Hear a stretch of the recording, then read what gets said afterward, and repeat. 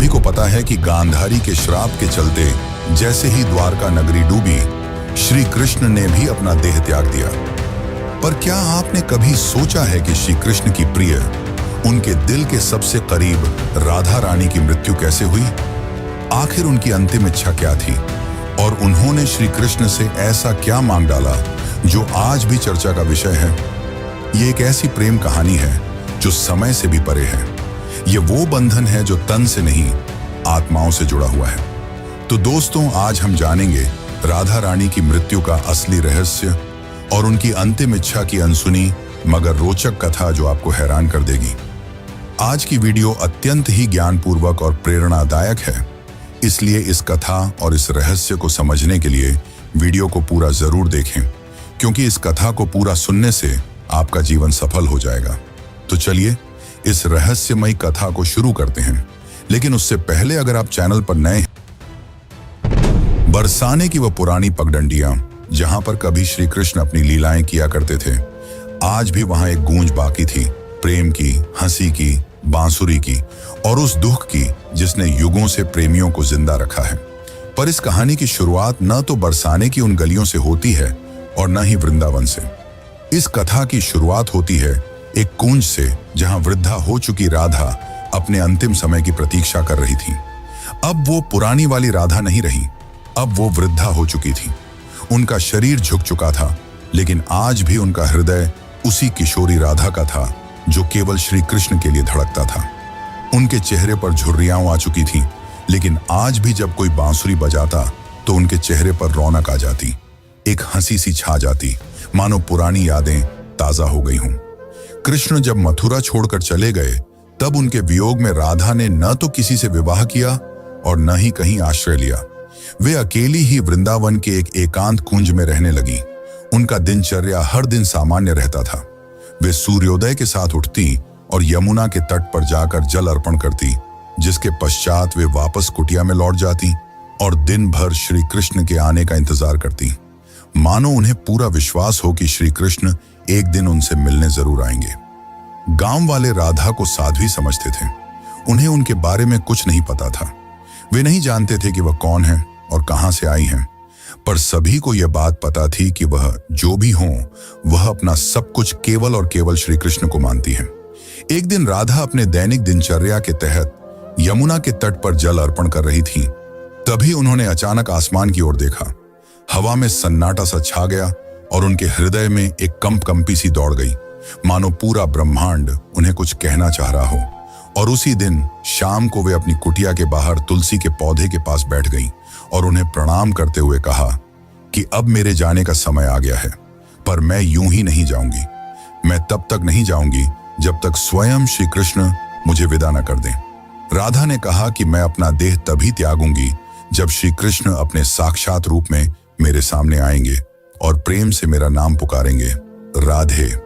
उनकी यह इच्छा सुनकर गांव वाले चौंक गए और सोच में पड़ गए कि आखिर इतने बड़े राजा इस वृद्ध महिला से मिलने क्यों आएंगे। पर किसी ने भी राधा की भक्ति पर संदेह नहीं किया, क्योंकि उन्होंने जीवन भर सिर्फ प्रेम की परिभाषा को जिया था। उनके मन में श्री कृष्ण का अद्भुत प्रेम था और दूसरी तरफ द्वारका में बैठे श्री कृष्ण, जिनके पास सब कुछ था, पर फिर भी उनका दिल आज सूनापन झेल रहा था। कहते हैं ना कि सब कुछ पाकर भी आदमी के पास कुछ नहीं होता। आज श्री कृष्ण की हालत भी वैसी ही थी, लेकिन उन्हें अब अंदर से एक खिंचाव सा महसूस हो रहा था। उन्होंने अपनी आंखें बंद की और राधा की पुकार उनके कानों में गूंज पड़ी। इस पल श्री कृष्ण की आंखों में आंसू थे, पर हृदय में सुकून। उन्होंने तुरंत सब कुछ छोड़कर उसी पल एकांत कुंज की ओर प्रस्थान किया, जहां राधा रानी उनका इंतजार कर रही थी। जब श्री कृष्ण वहां पहुंचे तो राधा कुटिया के बाहर तुलसी के पेड़ के पास बैठी हुई थी। उनकी आंखें बंद थीं और वे ध्यान में लीन थीं। कृष्ण ने धीरे से कहा, राधे।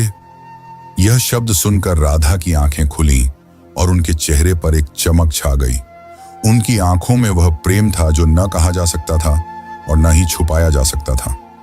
राधा मुस्कुराई और श्री कृष्ण से कहा, प्रभु, अब मेरे जाने का समय आ गया है। अब मेरी आत्मा केवल विश्राम चाहती है। यह सुनकर श्री कृष्ण ने राधा का हाथ थाम लिया। अब राधा की सांसें धीरे धीरे धीमी होने लगी और उन्होंने वहीं तुलसी के पेड़ के नीचे अपने प्राण त्याग दिए। किंतु यह अंत नहीं था। इसी पल वह रहस्य ने जन्म लिया जिसे सुनकर आप चौंक जाएंगे। राधा की आत्मा को तो मोक्ष मिल गया, पर उनके आखिरी शब्द अब भी श्री कृष्ण के कानों में गूंज रहे थे। राधा ने अपने अंतिम पलों में कहा था, प्रभु, जब इस धरती से प्रेम का अर्थ मिटने लगेगा तब मैं फिर लौटूंगी। मुझे फिर जन्म लेना होगा, क्योंकि प्रेम जीवन का प्रमुख हिस्सा है और उसे मिटने नहीं दिया जा सकता। जहां राधा ने अपनी देह त्यागी थी, वहां एक नया पौधा उगाया जो तुलसी से भी अधिक उज्जवल था, मानो कोई स्वर्गीय पौधा हो। गांव के लोग उसे राधा वृक्ष के नाम से पुकारने लगे और वहां पूजा पाठ करने लगे। पर किसी को नहीं पता था कि उस पौधे के नीचे एक रहस्य पल रहा था। वह रहस्य था राधा के पुनर्जन्म का, जो आपको चकित कर देगा। कई युग बीतने के बाद जब प्रेम का मूल्य घटने लगा और लोग सिर्फ वासना में डूबने लगे, तब बरसाने से कुछ दूर एक साधारण किसान के घर में एक कन्या का जन्म हुआ। उसका नाम ललिता रखा गया। पर यह कोई साधारण कन्या नहीं थी।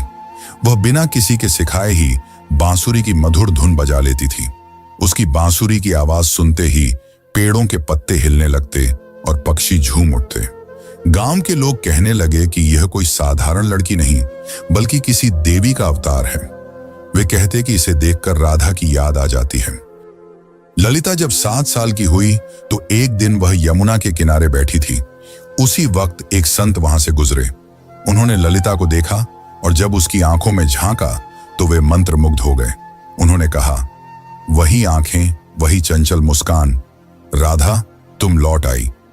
ललिता को अक्सर सपने में एक सुंदर श्याम वर्ण पुरुष दिखाई देता, जो कोई और नहीं बल्कि श्री कृष्ण ही थे। वे कुछ नहीं बोलते, बस बांसुरी बजाते रहते। उस बांसुरी की धुन ललिता के दिल को छू जाती। एक दिन ललिता ने अपनी मां से पूछा, मां, ये प्रेम क्या होता है? मां ने जवाब दिया, तू अभी बच्ची है, तुझे प्रेम का क्या पता। ललिता चुप हो गई, लेकिन उसकी आंखों में एक पुराना दर्द था, मानो उसने यह सवाल पहले भी किसी और जन्म में पूछा हो। जब ललिता 13 साल की हो गई तो एक दिन वह यमुना तट के पास बैठकर बांसुरी बजा रही थी कि तभी अचानक उसकी बांसुरी से अलग धुन निकलने लगी। वही धुन जो श्री कृष्ण उनके सपनों में आकर बजाया करते थे। अचानक वहां की जमीन थोड़ी सी फटी और एक मूर्ति सी दिखाई दी। ललिता ने उस मूर्ति को निकाला। वह मूर्ति एक स्त्री की थी जिसने बांसुरी पकड़ी हुई थी। जैसे ही ललिता ने उस मूर्ति को अपने हाथ में उठाया, उस मूर्ति से एक दिव्य आवाज निकली जिसने कहा, तुम लौट आई राधे। ललिता चौंक गई। आखिर यह कौन थी और क्यों उसका नाम राधे पुकारा जा रहा था?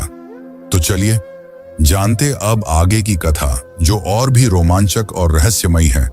लेकिन उससे पहले अगर वीडियो अच्छी लग रही हो तो इसे लाइक करके कमेंट में राधे कृष्ण जरूर लिखें। उस दिन के बाद ललिता का व्यवहार बदलता जा रहा था। अब वह गहराइयों में सोचने लगी थी।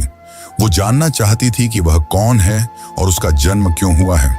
आखिर क्यों उसे प्रेम और कृष्ण जैसे शब्द इतना आकर्षित करते हैं। उसी दौरान एक संत हिमालय से कई वर्षों की तपस्या कर बरसाने लौट रहे थे। जब उन्होंने ललिता को देखा तो वे स्तंभ रह गए। वह बोले, युगों पहले मैंने यही आंखें राधा की देखी थी। कन्या, तुम इस युग की नहीं हो। तुम्हारा जन्म किसी उद्देश्य से हुआ है। ललिता ने पूछा, कौन सा उद्देश्य? तब उस तपस्वी संत ने अपनी आंखें बंद कर जवाब दिया, अभी के युग में प्रेम केवल एक शब्द बनकर रह गया है। तुम्हें उसे फिर से जीवन बनाना है। अब बरसाने की गलियों में एक नई कथा जन्म लेने वाली थी। दरअसल यह कथा नई नहीं बल्कि पुरानी थी, राधा के पुनर्जन्म की कथा। अब ललिता किशोर अवस्था में पहुंच चुकी थी। अब उनके मन में विचित्र सी बेचैनी थी, मानो कोई उन्हें पुकार रहा हो। रातों में ललिता यमुना के तट पर अकेले बैठती और उस अज्ञात पुरुष की कल्पना करती जो उन्हें सपनों में दिखाई दिया करते थे। एक दिन ललिता ने अपनी मां से पूछा, मां, क्या प्रेम बिना कहे भी हो सकता है? तब उनकी मां ने जवाब दिया, बेटी, सच्चा प्रेम तो वही होता है जो कुछ कहे बिना ही हो जाए। पर ललिता तो कुछ और ही सोच रही थी। उसका हृदय उस व्यक्ति के लिए धड़क रहा था जिससे वो कभी मिली भी नहीं थी। एक दिन उस स्वामी ने ललिता को अपने आश्रम में बुलाया और कहा, राधे, अब समय आ गया है। कृष्ण इस युग में जन्म ले चुके हैं। पर इस युग में उन्होंने एक ब्राह्मण के रूप में जन्म लिया है और तुम्हें उन्हें ढूंढना पड़ेगा। यह सुनकर ललिता खुशी के मारे झूमने लगी, क्योंकि जिस पल का उसे इंतजार था वो आने वाला था। पर एक समस्या थी, ललिता श्री कृष्ण को पहचानेंगी कैसे? तब उस संत ने कहा, जब वे तुम्हारे सामने आएंगे तो तुम खुद ही उसे पहचान लोगी। पर ध्यान रखना, इस बार परीक्षा और भी ज्यादा कठिन होगी, क्योंकि अब युग बदल चुका है। अब तुम्हारा प्रेम व्यक्तिगत नहीं रहा, बल्कि अब तुम्हें लोगों और समाज का सामना करते हुए पूरे संसार को प्रेम का अर्थ समझाना होगा। अब श्री कृष्ण पुनर्जन्म ले चुके थे और एक नव युवक साधु के रूप में थे, जिनका नाम अनंतानंद था, जो लोगों को उपदेश दिया करते थे। पर कोई नहीं जानता था कि असल में अनंतानंद हैं कौन। वे जब प्रवचन देते तो प्रेम की ऐसी वाणी बोलते कि लोग रो पड़ते थे। वे कहते थे, प्रेम केवल शरीर का नहीं बल्कि आत्मा का संबंध है। प्रेम का अर्थ ही है त्याग और समर्पण। पर अंदर से वे भी अधूरा सा महसूस करते थे। वे भी हर रात यमुना के तट पर जाकर बैठ जाते और उस अज्ञात स्त्री के स्वप्न में खो जाते। अब एक दिन संत के आदेशानुसार ललिता अपने माता पिता को प्रणाम कर अकेले ही अपने उस अज्ञात प्रेम की तलाश में निकल पड़ी। उनके हाथ में केवल एक छोटी सी बांसुरी थी और मन में दृढ़ निश्चय। वे गांव-गांव घूमती, कभी कथा सुनती तो कभी कई साधुओं से मिलती, इस उम्मीद में कि उसे उसका प्रेम मिल जाए। पर किसी साधु में वह तेज नहीं था जिसकी तलाश ललिता को थी। एक दिन उसे एक वृद्ध महिला मिली, जिसने उससे पूछा, बेटी, तुम इधर उधर क्यों भटक रही हो? तब ललिता ने कहा, मुझे किसी की तलाश है। उस वृद्ध महिला ने ललिता में राधा सा तेज देखा और उसे सुझाव दिया, बेटी, तुम अपनी यह बांसुरी बजाओ। जो तुम्हारे लिए बना होगा वह स्वयं ही धुन सुनकर तुम्हारे पास खींचा चला आएगा।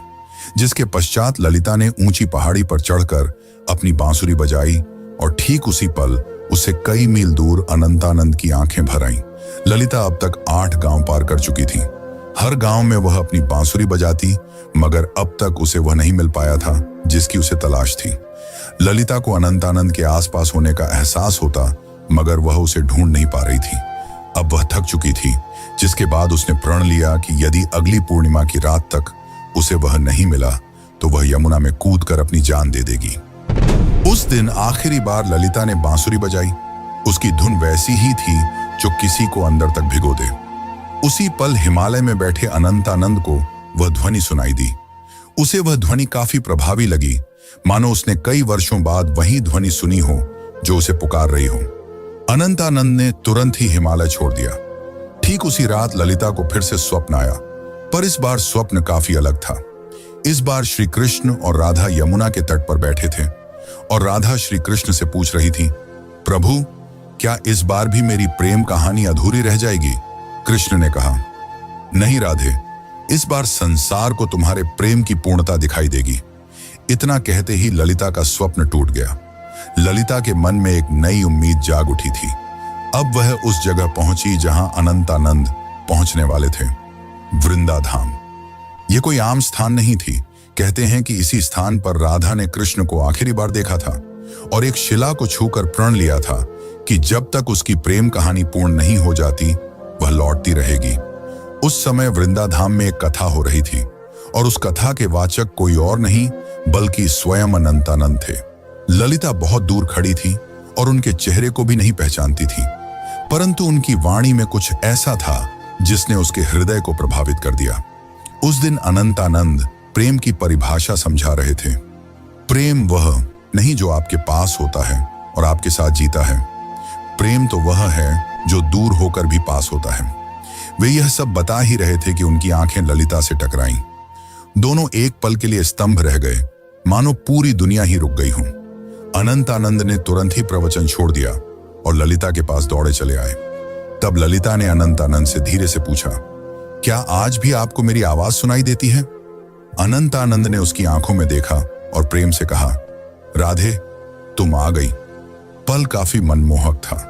पूरा संसार थमा हुआ था, लेकिन यह अंत नहीं था। असली कहानी तो अब शुरू होने वाली थी। अचानक मौसम खराब होने लगा और बादल काले पड़ गए और तभी वहां एक साधु कुरंगनाथ प्रकट हुए, जो नहीं चाहते थे कि राधा और कृष्ण फिर से मिलें, क्योंकि उसे ऐसा लगता था कि अगर राधा और कृष्ण फिर से मिल गए तो प्रेम को धर्म से ऊपर का स्थान मिल जाएगा, जो कि समाज की जड़ता को तोड़ डालेगा। कुरंगनाथ ने कहा, तुम्हारा प्रेम आज के युग के नियमों के विरुद्ध है। आज का समाज न तो इस प्रेम को समझेगा और न ही सहन कर पाएगा। तब अनंतानंद ने कहा, प्रेम समाज का मिलन नहीं बल्कि दो आत्माओं का मिलन है। तब कुरंगनाथ ने कहा, तो फिर अब तैयार हो जाओ अंतिम परीक्षा के लिए। कुरंगनाथ ने कहा कि यदि तुम्हारा प्रेम सच्चा है तो अगली पूर्णिमा की रात तक ललिता अपनी आंखों पर पट्टी बांध लेगी और वह बिना देखे और बिना सुने तुम्हें ढूंढ निकालेगी। यदि वह इसमें असफल हो जाती है तो दोनों को फिर से युगों युगों के लिए बिछड़ना होगा। अनंतानंद यह सुनकर मौन रह गए, पर ललिता ने बड़े ही प्रेम पूर्वक और शक्ति से कहा, मुझे आपकी यह शर्त मंजूर है। पूर्णिमा की रात पास आ रही थी। यह परीक्षा ललिता के लिए केवल एक शर्त नहीं थी, बल्कि उसके प्रेम और संयम की लड़ाई थी। वह खुद भी यह जानना चाहती थी कि क्या बिना देखे सिर्फ मन और आत्मा से प्रेम किया जा सकता है या नहीं। अब उसने अपने नेत्रों पर पट्टी बांध ली और कसम खाई कि वह अब किसी को नहीं देखेगी जब तक उसकी आत्मा उसे स्वयं श्री कृष्ण को न दिखा दे। लोगों ने जब उसे ऐसा करते देखा तो वे उसका मजाक उड़ाने लगे कि आजकल की कन्याओं को तो सिर्फ नाटक करना आता है। लेकिन कुछ ऐसे भी थे जिन्होंने उसके इस प्रयास की तारीफ की और उसे हिम्मत दी और बोले, हे राधे, तुम इस युग में जरूर प्रेम को जीत दिलाओगी। उधर दूसरी ओर अनंतानंद एक सुनसान गुफा में ध्यान मग्न बैठे थे। वे केवल एक ही शब्द दोहरा रहे थे, राधे। वे न कुछ खा रहे थे न पी रहे थे। उनके शिष्य इस दृश्य को देखकर घबरा गए और बोले, गुरुदेव, यदि ऐसे ही चलता रहा तो आप जीवित नहीं बचेंगे। तब अनंतानंद ने मुस्कुराते हुए उत्तर दिया, मेरे प्राण तो केवल राधे में बसते हैं।